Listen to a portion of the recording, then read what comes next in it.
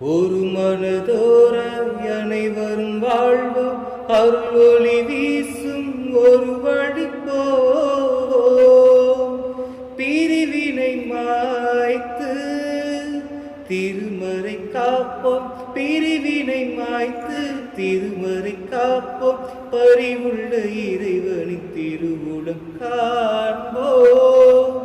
அன்பினில் பிறந்த இறைக்குலம் நாமே, அன்பினை காத்து அறம் வளர்ப்போமே, அறம் வளர்ப்போமே.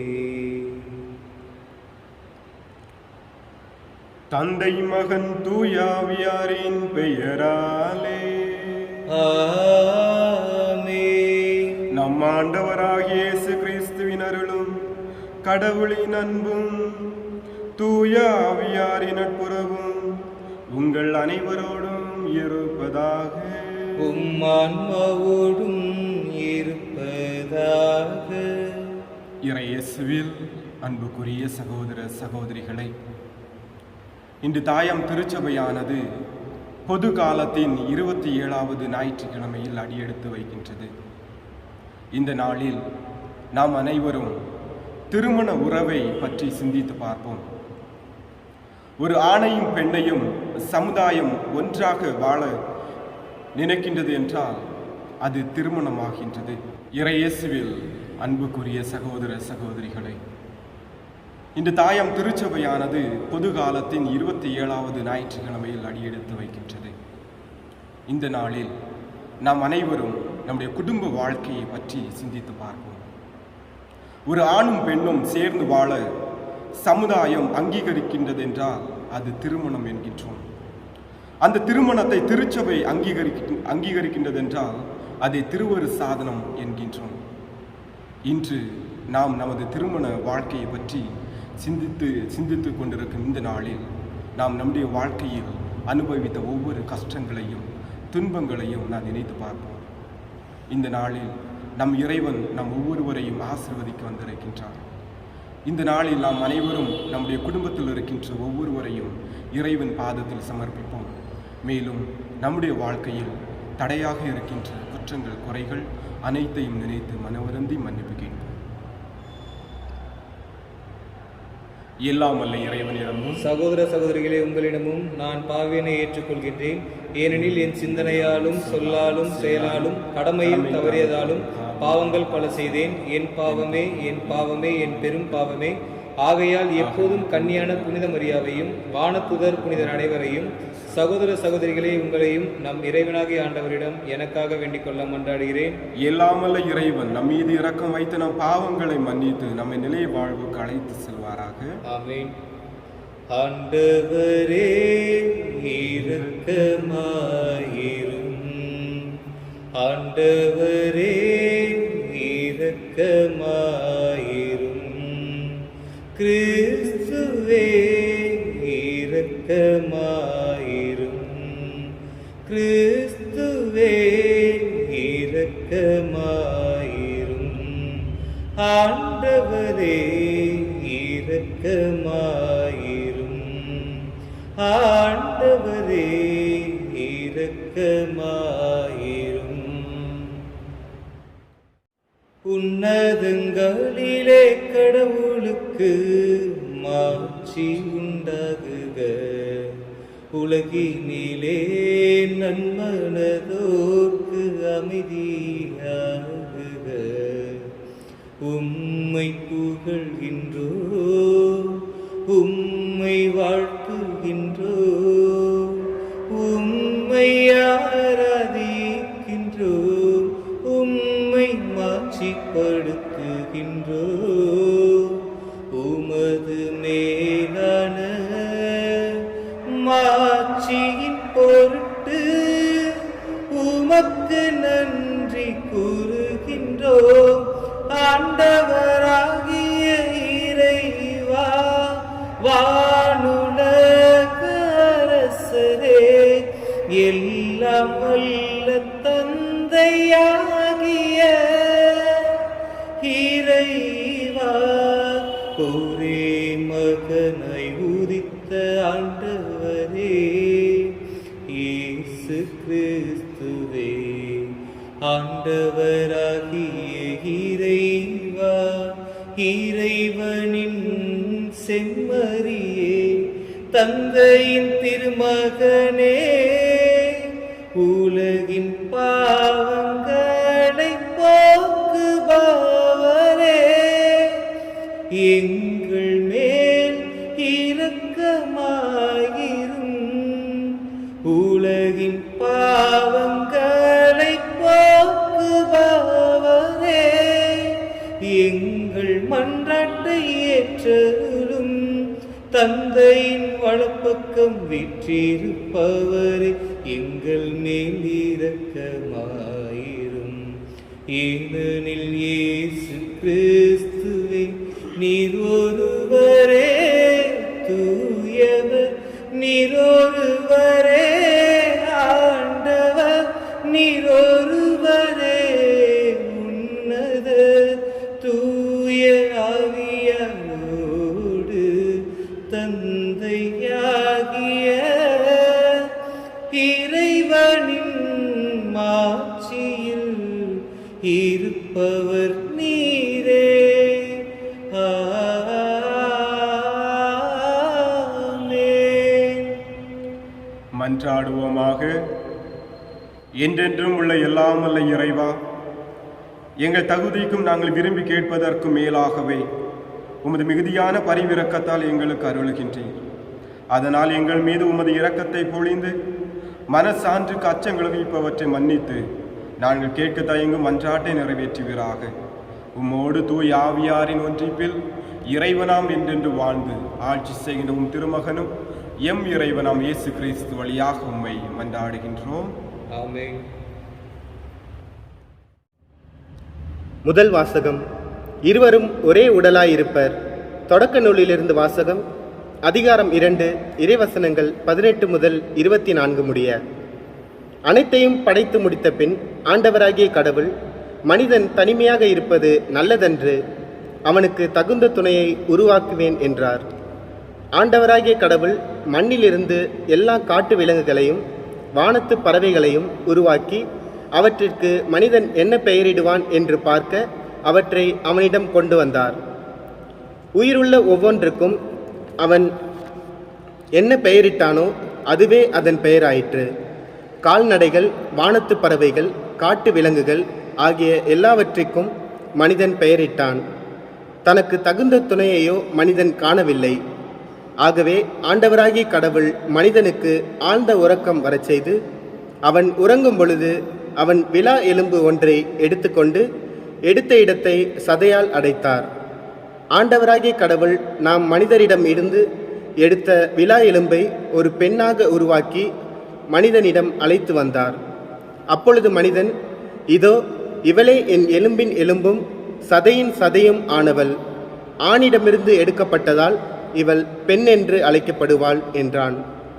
இதனால் கணவன் தன் தாய் தந்தையை விட்டுவிட்டு தன் மனைவியுடன் ஒன்றித்திருப்பான். இருவரும் ஒரே உடலாயிருப்பர். ஆண்டவரின் அருள்வாக்கு. இறைவனுக்கு நன்றி. பதிலுரை பாடல். உம் வாழ்நாள் எல்லாம் ஆண்டவர் உமக்கு ஆசி வழங்குவாராக. உம் வாழ்நாள் எல்லாம் ஆண்டவர் உமக்கு ஆசி வழங்குவாராக. ஆண்டவருக்கு அஞ்சி அவர் வழிகளில் நடப்போர் பேறு பெற்றோர். உமது உழைப்பின் பயனை நீர் உண்பீர், நீர் நற்பேரும் நலமும் பெறுவீர். பல்லவி. உம் வாழ்நாள் எல்லாம் ஆண்டவர் உமக்கு ஆசி வழங்குவாராக. உம் இல்லத்தில் உம் துணைவியார் கனிதரும் திராட்சை கொடி போல் இருப்பார். உண்ணும் இடத்தில் உம் பிள்ளைகள் ஒலிவக் கன்றுகளைப் போல் உம்மை சூழ்ந்திருப்பர். பல்லவி. உம் வாழ்நாள் எல்லாம் ஆண்டவர் உமக்கு ஆசி வழங்குவாராக. ஆண்டவருக்கு அஞ்சி நடக்கும் ஆடவர் இத்தகைய ஆசி பெற்றவராய் இருப்பார். ஆண்டவர் சீயோனிலிருந்து உமக்கு ஆசி வழங்குவாராக. உம் வாழ்நாளெல்லாம் நீர் எருசலேமின் நல்வாழ்வை காணும்படி செய்வாராக. பல்லவி. உம் வாழ்நாள் எல்லாம் ஆண்டவர் உமக்கு ஆசி வழங்குவாராக. நீர் உம் பிள்ளைகளின் பிள்ளைகளை காண்பீராக. இஸ்ரேலுக்கு நலம் உண்டாவதாக. பல்லவி. உம் வாழ்நாள் எல்லாம் ஆண்டவர் உமக்கு ஆசி வழங்குவாராக. இரண்டாம் வாசகம். தூய்மையாக்குகிறவர் தூய்மையாக்கப்படுவோர் அனைவருக்கும் உயிர் முதல் ஒன்றே. எபிரேயருக்கு எழுதப்பட்ட திருமுகத்திலிருந்து வாசகம். அதிகாரம் 2, வசனங்கள் 9 முதல் 11 முடிய. சகோதர சகோதரிகளே, நாம் காண்பதோ சிறிது காலம். வானதுதரை விட சற்று தாழ்ந்தவராக்கப்பட்ட இயேசுவையே. இவர் துன்புற்று இறந்தால் மாட்சியும் மாண்பும் இவருக்கு முடியாக சூட்டப்பட்டதை காண்கிறோம். இவ்வாறு கடவுளின் அருளால் அனைவருடைய நலனுக்காகவும் இவர் சாவுக்கு உட்பட வேண்டியிருந்தது. கடவுள் எல்லாவற்றையும் தமக்கென்று தாமே உண்டாக்கினார். அவர் மக்கள் பலரை மாட்சியில் பங்கு கொள்ள அழைத்து செல்ல விரும்பிய போது அவர்களது மீட்பை தொடங்கி வழி நடத்துபவரை துன்பங்கள் மூலம் நிறைவுள்ளவராக்கினார். இது ஏற்ற செயலே. தூய்மையாக்குகிறவர் தூய்மையாக்கப்படுவோர் அனைவருக்கும் உயிர் முதல் ஒன்றே. இதனால் இயேசு இவர்களை சகோதர சகோதரிகள் என்று அழைக்க வெட்கப்படவில்லை. ஆண்டவரின் அருள்வாக்கு. இறைவனுக்கு நன்றி.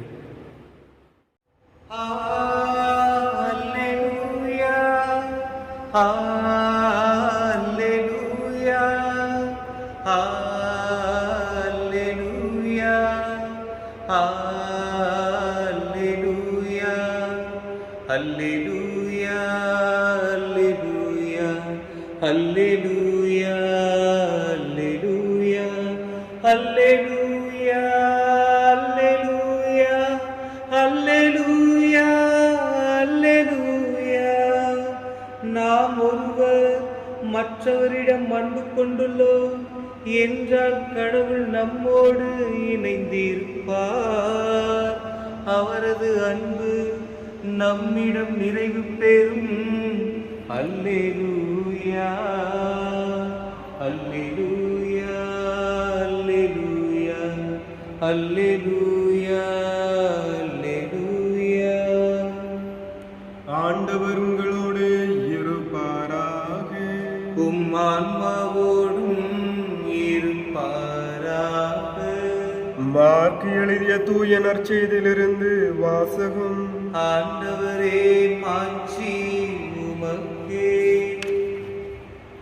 அதிகாரம் 10, இறைத்துற வசனங்கள் 2-12 முடிய. அக்காலத்தில் பரிசேயர்கள் இயேசுவை அணுகி, கணவன் தன் மனைவியை விலக்கி விடுவது முறையா என்று கேட்டு அவரை சோதித்தனர்.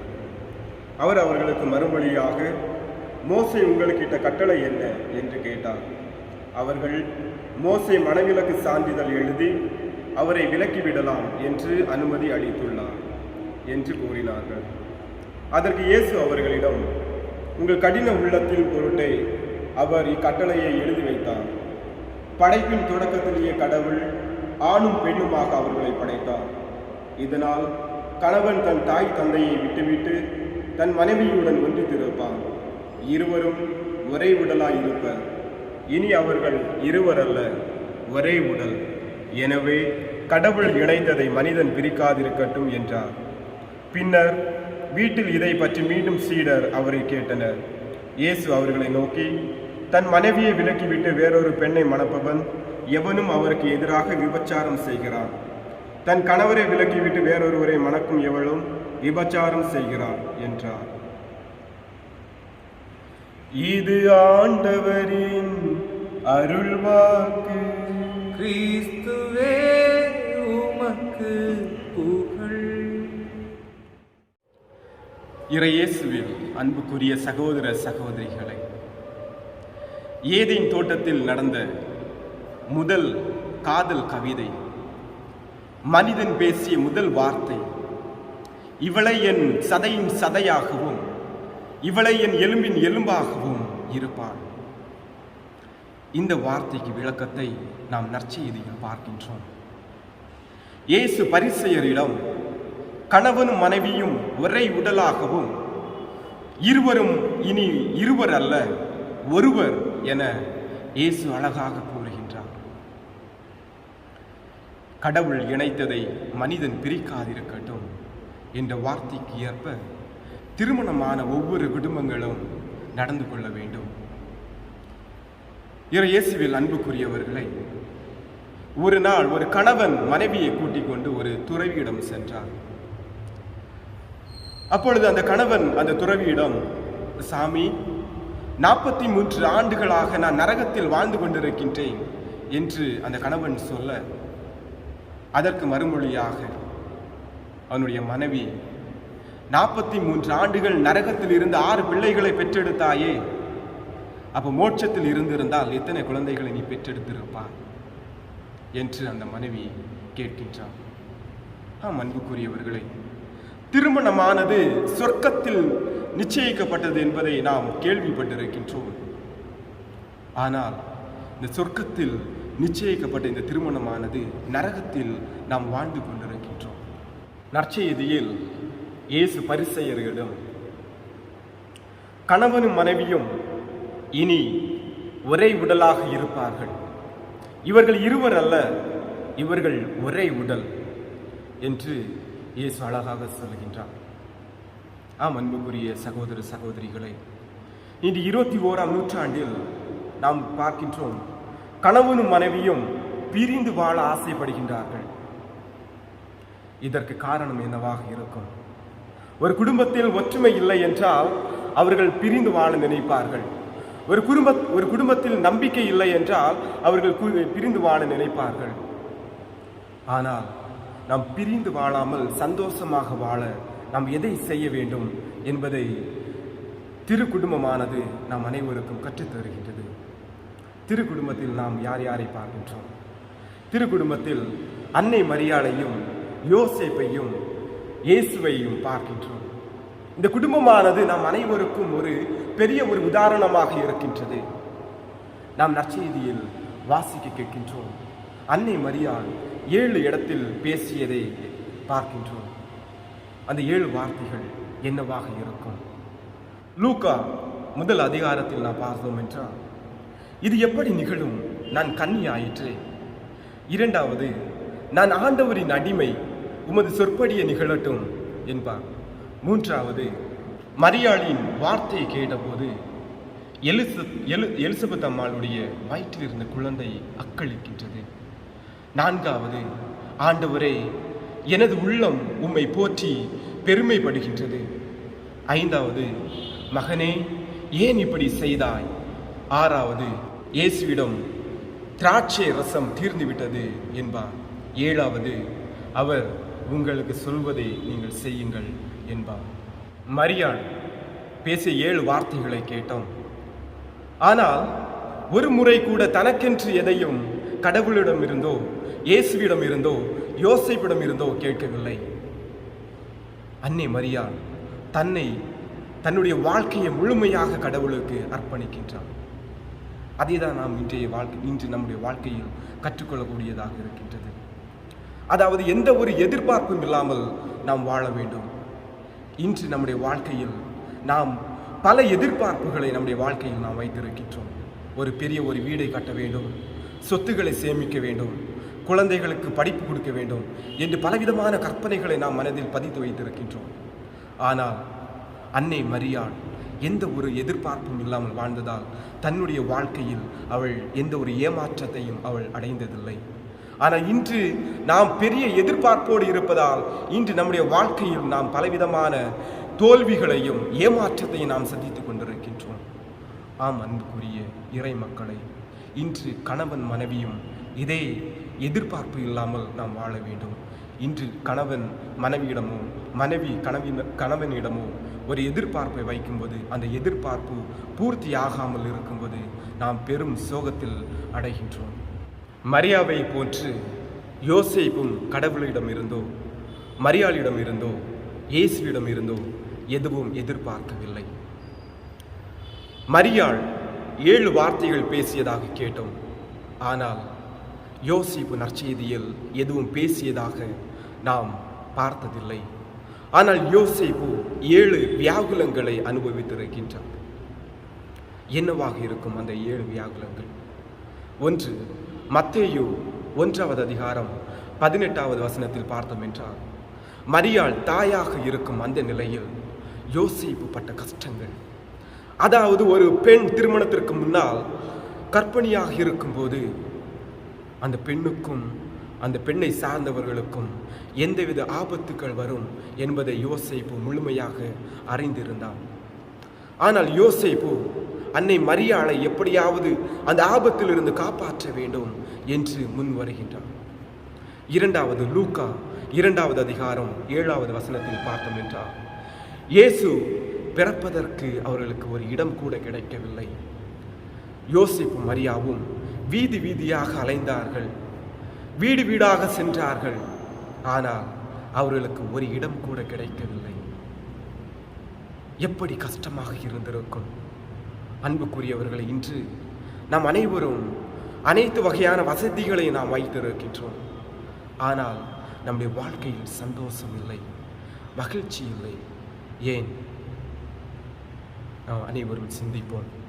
மூன்றாவது, லூக்கா 2வது அதிகாரம் 35வது வசனத்தை பார்த்தோம் என்றால், மரியாவின் உள்ளத்தை ஒரு வாள் ஊடுருவோம் என்று சிமியோன் சொல்லுகின்றார். அந்த வார்த்தையை கேட்ட யோசேப்பு மனம் நொந்து போகின்றது. என்ன செய்ய போகிறேன் என்று யோசேப்புக்கு ஒண்ணுமே புரியவில்லை. கடவுள் எனக்கு வாக்கு கொடுத்தாரே, அந்த வாக்கை நான் எப்படி காப்பாற்றப் போகின்றேன் என்று யோசேப்பு பெரும் குழப்பத்தில் இருக்கின்றார். யோசேப்பின் வாழ்க்கை முழுவதும் ஒரு சோகமாகவும் ஒரு கஷ்டமான ஒரு வாழ்க்கை தான் யோசேப்பு வாழ்ந்திருக்கின்றார். நான்காவது, மத்தேயு 2வது அதிகாரம் 13வது வசனத்தில் பார்த்தோம் என்றால், ஏரோது குழந்தையை கொல்வதற்கு தேடுகின்றார். அந்த செய்தியை கேட்ட யோசேப்பு எப்படியாவது என்னுடைய குழந்தையை காப்பாற்ற வேண்டும் என்று அந்த இடத்தில் இருந்து ஓடுகின்றார். பல மைல்கள் ஓடுகின்றார். ஏரோதிடம் இருந்து எப்படியாவது என்னுடைய மனைவியையும் குழந்தையும் காப்பாற்ற வேண்டும் என்று அவன் பல வழிகளை தேடுகின்றான். ஐந்தாவது, மத்தேயு நற்செய்தி 2வது அதிகாரம் 17வது வசனத்தை பார்த்தோம் என்றால், யோசேப்பும் அவருடைய மனைவியும் அங்கிருந்து எகிப்துக்கு தப்பி ஓடுகின்றார்கள். இரவோடு இரவாக அவர்கள் அங்கிருந்து தப்பி ஓடுகின்றார்கள். இன்று நம்மால் 5 நிமிடம் கூட நம்மால் நடக்க முடிவதில்லை. ஆனால் அவர்கள் பல மைல்கள் தாண்டி ஓடுகின்றார்கள். எதற்காக?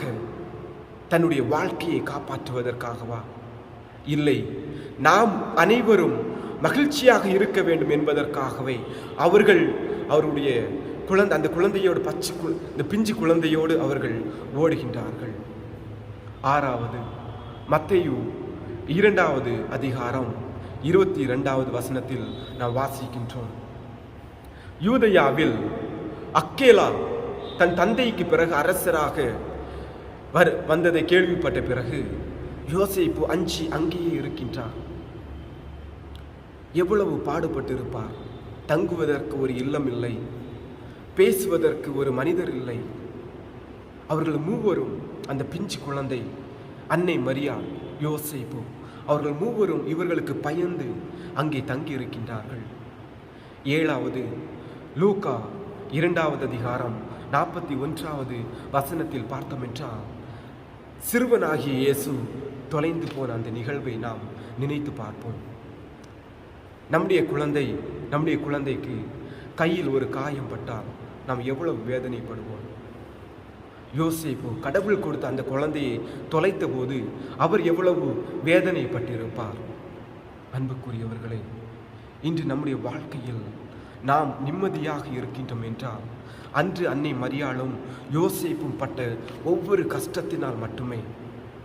யோசேப்பினுடைய வாழ்க்கையை பார்த்தோம் என்றால் பலவிதமான துயரங்களும் ஆபத்துகளும் விபத்துகளும் அவமானங்களும் சோதனைகளும் வேதனைகளும் நிறைந்த ஒரு வாழ்க்கைதான் யோசேப்பு வாழ்ந்தார்.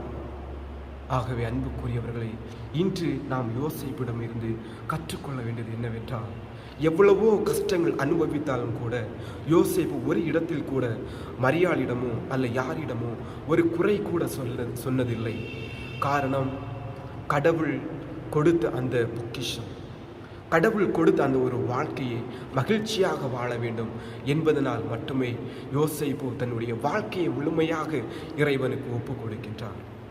ஆம் அன்புக்குரியவர்களே, இன்று இயேசு நாம் அனைவருக்கும் தரும் ஒரு அழகிய பாடம், நாம் அனைவருக்கும் கூறும் ஒரு அறிவுரை என்னவென்றால், என் தாயை போல் வாழுங்கள், என்னை கண்மணி போல் பார்த்த என் தந்தையை போல் வாழுங்கள், உங்களுக்காக மரித்த என்னை போல் வாழுங்கள் என்று நம் அனைவருக்கும் கூறுகின்றார். ஆம் அன்புக்குரியவர்களே, இந்த திருமண வாழ்க்கையானது எப்படி தேனும் சுவையும் சேர்ந்திருக்கின்றதோ, எப்படி மலரும் மனமும் சேர்ந்திருக்கின்றதோ, எப்படி கடலும் அலையும் சேர்ந்திருக்கின்றதோ, அதுபோல கணவனும் மனைவியும் சேர்ந்திருக்க வேண்டும். இன்று கணவனும் மனைவியும் சந்தோஷமாக வாழ வேண்டும் என்றால் நாம் பல தியாகங்களை செய்ய வேண்டும். தியாகம் இல்லாத வாழ்வு உப்பில்லா உணவு போன்றது. மிளகு திரி கரைந்தால்தான் அதிலிருந்து வெளிச்சத்தை நம்மால் பெற்றுக்கொள்ள முடியும். சந்தன கட்டையை கரைத்தால்தான் அதிலிருந்து அந்த வாசனையை நம்மால் பெற்றுக்கொள்ள முடியும். அதுபோல்தான் நம்முடைய வாழ்க்கையில் நாம் தியாகம் செய்தால் மட்டுமே நம்மால் சந்தோஷமாக வாழ முடியும். ஆகவே அன்புக்குரியவர்களே, ஒன்றை இழந்தால்தான் இன்னொன்றை நம்மால் அடைய முடியும். ஆகவே நம்முடைய வாழ்க்கையில் இருக்கின்ற அந்த சுயநலம், ஆணவம், அதிகாரம், அகங்காரம், தற்பெருமை, பழிவாங்கும் எண்ணங்கள், இவைகளை இழந்தால் மட்டுமே நம்மால் சந்தோஷமாக வாழ முடியும். யோவான் 12வது அதிகாரம் 24வது வசனத்தில் சொல்வது போல, கோதுமை மணி மண்ணில் விழுந்து மடிந்தால் ஒழிய அது அப்படியே இருக்கும், மடிந்தால் மட்டுமே அது பலன் தரும். அதுபோன்று இன்று நம்முடைய வாழ்க்கையை நாம் இறைவனிடம் அர்ப்பணிப்போம். ஆகவே அன்புக்குரியவர்களே, இன்று இறைவனிடம் நம் குடும்பத்தில் இருக்கின்ற ஒவ்வொருவரையும் இறைவனுடைய பாதத்தில் சமர்ப்பிப்போம். அன்பு இறைவன் நாம் ஒவ்வொருவரையும் நிறைவாக ஆசீர்வதித்து அந்த திரு குடும்பத்தை போல வாழ வேண்டிய அருளை தருவார் என்ற நம்பிக்கையோடு நாம் அனைவரும் இந்த திருப்பலியில் கலந்து கொள்வோம். ஆமென். நாம் அனைவரும் நமது நம்பிக்கையை அறிக்கையிடுவோம். விண்ணையும் மண்ணையும் படைத்தவரா கடவுள் ஒருவர் இருக்கின்றார், தந்தை மகன் தூய ஆவியராய் ஒன்றாய் வாழ்வோரை நம்புகிறேன். தூய ஆவியின் வல்லமையால் இறைமகன் நமக்காய் மனிதரானார், கன்னி மரியிடம் பிறந்தவரா இயேசுவை உறுதியை நம்புகிறேன். பிலாத்துவின் ஆட்சியில் பாடுபட்டார், சிலுவையில் இறந்து அடக்கப்பட்டார், 3ஆம் நாளில் உயிர்த்தெழுந்தார், இறப்பின் மீதே வெற்றி கொண்டார். விண்ணகம் வாழும் தந்தையிடம் அரியணை கொண்டு இருக்கின்றார், உலகம் முடியும் காலத்திலே நடுவரை திரும்பவும் வந்திடுவார். தூய ஆவியார் நம்புகிறேன், பாரினில் அவர் துணை வேண்டுகிறேன். பாவ மன்னிப்பில் தூய்மை பெற்று பரிகார வாழ்வில் நிலைத்திடுவேன். திரு அவை உரைப்பதை நம்புகிறேன், புனிதர்கள் உறவை நம்புகிறேன். உடலின் உயிர்ப்பை நிலை வாழ்வை உறுதியுடனே நம்புகிறேன்.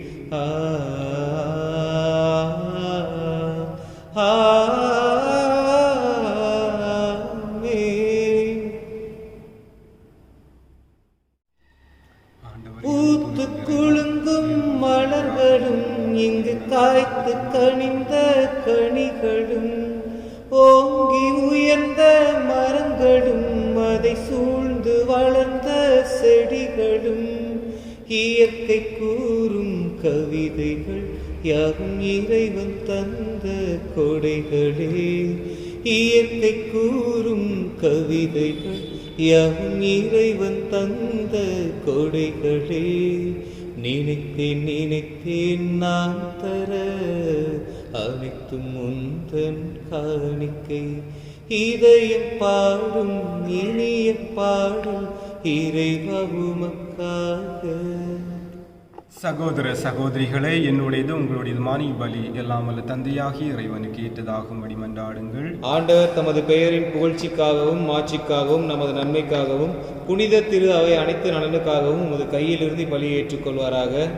ஆண்டவரே, உம் கட்டளைகளாலும் தூய மறை நிகழ்வுகளாலும் நிறுவப்பட்ட பலிகளை நீர் ஏற்றுக்கொள்ள உம்மை வேண்டுகின்றோம். உமக்கு ஏற்ற ஊழியம் புரிந்து நாங்கள் கொண்டாடி இப்பணியால் தூய்மையாக்கப்பட்டு உமது மீட்பின் நிறைவை பெற தகுதி பெறுவோமாக. எங்கள் ஆண்டவராகிய கிறிஸ்து வழியாக உம்மை மன்றாடுகின்றோம். ஆமென். ஆண்டவர் உங்களோடு இருப்பாராக. உம் ஆன்மாவோடும் இருப்பாராக. இதயங்களை மேலே எழுப்புங்கள். ஆண்டவரிடம் எழுப்பியுள்ளோம். நம் இறைவனாகிய ஆண்டவருக்கு நன்றி கூறுவோம். அது தகுதியும் நீதியுமானதே. ஆண்டவரே, தூயவரான தந்தையே, என்றும் உள்ள எல்லாமல்ல இறைவா, எந்நாளும் எவ்விடத்திலும் நாங்கள் உமக்கு நன்றி செலுத்துவது மெய்யாகவே தகுதியும் நீதியுமாகும். எங்கள் கடமையும் மீட்புக்குரிய செயலுமாகும். ஏனெனில் கிறிஸ்து பிறந்து முன்னைய பாவ நிலையிலிருந்து மனிதரை புதுப்பித்தார். பாடுபட்டு எங்கள் பாவங்களை அழித்தார். இறந்தோரிடமிருந்து உயிர்த்தெழுந்த நிலைவாழ்வுக்கு வழிவகுத்தார். தந்தையே, அவர் உம்மிடம் பின்னேறி வந்து விண்ணகத்தின் கதவுகளை திறந்து வைத்தார். ஆகவே வானதூதர் அணிகளோடும் புனிதரின் பெருந்திரளோடும் நாங்கள் சேர்ந்து உமக்கு புகழ்ச்சி பண்ணி முடிவின்றி பாடுவதாவது: தூயவர் தூயவர் தூயவர், வான்படைகளின் கடவுளம் ஆண்டவர். விண்ணகமும் மண்ணகமும் உமது மாட்சியால் நிறைந்துள்ளன. உன்னதங்களிலே ஓசன்னா, உன்னதங்களிலே ஓசன்னா. ஆண்டவர் பெயரால் வருகிறவர் ஆசீர் பெற்றவர். உன்னதங்களிலே ஓசன்னா, உன்னதங்களிலே ஓசன்னா. ஆண்டவரே, நீர் மெய்யாகவே தூயவர், தூய்மை அனைத்துக்கும் ஊற்று. ஆகவே உம்முடைய ஆவியை பொழிந்து இக்காணிக்கைகளை தூய்மைப்படுத்த உம்மை வேண்டுகின்றோம். இவ்வாறு எங்கள் ஆண்டவர் இயேசு கிறிஸ்துவின் உடலும் இரத்தமுமாக எங்களுக்கு இவை மார்பனவாக. அவர் பாடுபட உளம் கனிந்து தம்மை கையளித்த போது அப்பத்தை எடுத்து நன்றி செலுத்தி அதை பிட்டு தம் சீடர்களுக்கு அளித்து கூறியதாவது: அனைவரும் இதிலிருந்து பெற்று உண்ணுங்கள், ஏனெனில் இது உங்களுக்காக கையளிக்கப்படும் என் உடல்.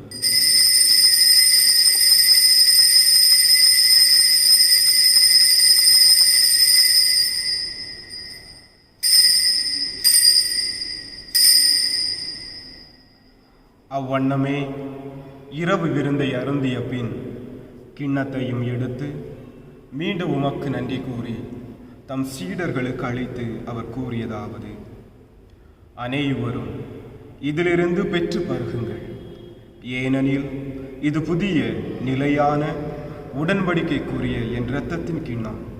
இது பாவ மன்னிப்புக்கென்று உங்களுக்காகவும் பலருக்காகவும் சிந்தப்படும். இதை என் நினைவாக செய்யுங்கள்.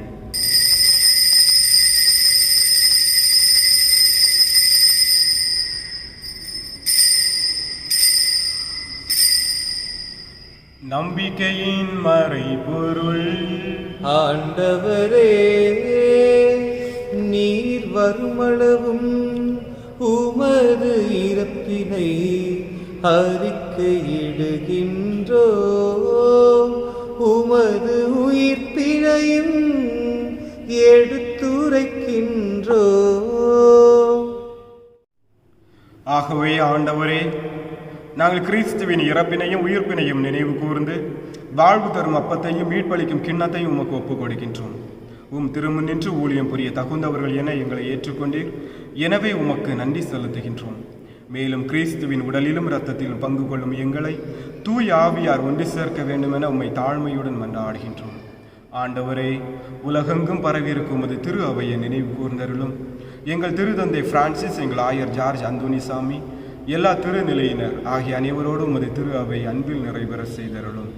மேலும் உயிர்த்தெழும் எதிர்நோக்குடன் தொழில் கொள்ளும் எங்கள் சகோதர சகோதரிகளையும் இறந்தோர் அனைவரையும் இரக்கத்துடன் நினைவு கூர்ந்து உமது திருமுக ஒளியினுள் ஏற்றருளும். எங்கள் அனைவர் மீதும் இரக்கமாயிரும். கடவுளின் கன்னித்தாயான புனித மரியா, அவருடைய கணவரான புனித யோசேப்பு, புனித திருதூதர்கள், இவ்வுலகில் உமக்கு உகந்தவராய் இருந்தோர் ஆகிய புனிதர்கள் அனைவருடனும் நாங்கள் நிலைவாழ்வில் பங்கு கொள்ளும் தகுதி பெற்று உம் திருமகன் இயேசு கிறிஸ்து வழியாக உம்மை புகழ்ந்தேத்தும் வரமருள உம்மை மன்றாடுகின்றோம்.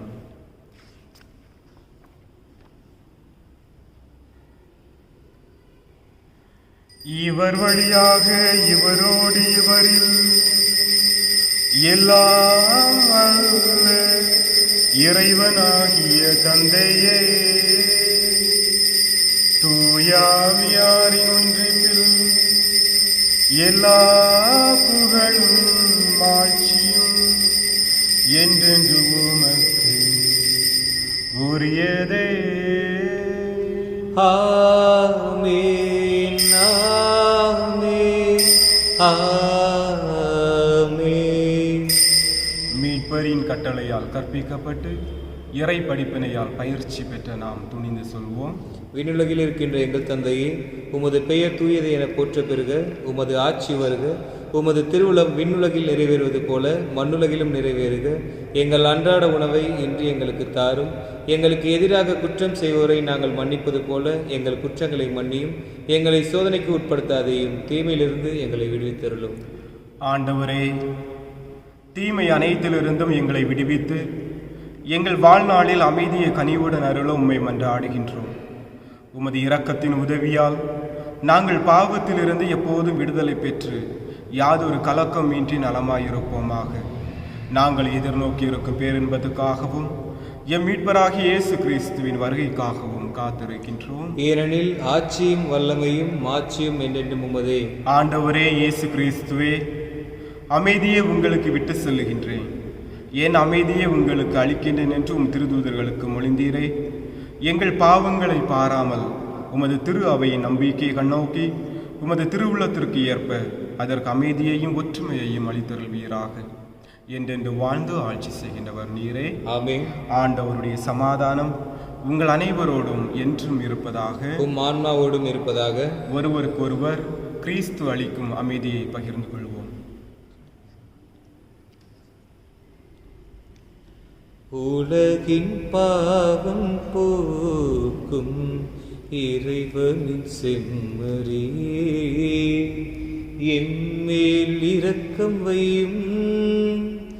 உலகின் பாவம் போக்கும் இறைவனின் செம்மறியே, எம்மேல் இரக்கம் வையும்.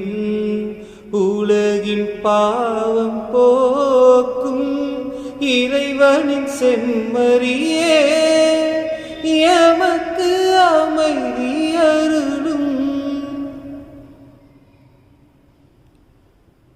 இதோ இறைவனின் செம்மறி, இவரை உலகின் பாவங்களை மன்னிக்க வந்த இறைவன். இன்று இவர் தருகின்ற விருதுக்கு அழைக்க பெற்றோர் பேறு பெற்றோர். ஆண்டவரே, நீர் என் இல்லத்தில் எழுந்தருள நான் தகுதியற்றவன். ஆனால் ஒரு வார்த்தை மட்டும் சொல்லியருளும், எனது ஆன்மா நலமடையும். ஆண்டவரிடம் நம்பிக்கை வைப்போருக்கு, அவரை தேடுவோருக்கும் அவர் நல்லவர். நன்றி கூறி மன்றாடுவோமாக.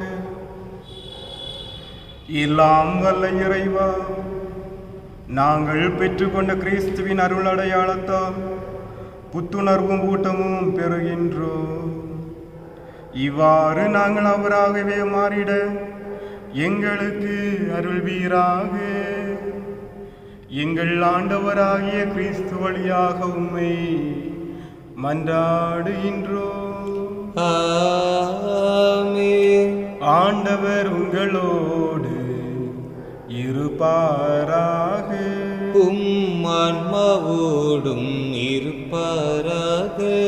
எல்லாம் வல்ல இறைவன் தந்தை, மகன், தூயாவியார் உங்களை ஆசீர்வதிப்பாராக. ஆமென். சென்று வாருங்கள், திருப்பலி நிறைவேறிற்று. இறைவனுக்கு நன்றி.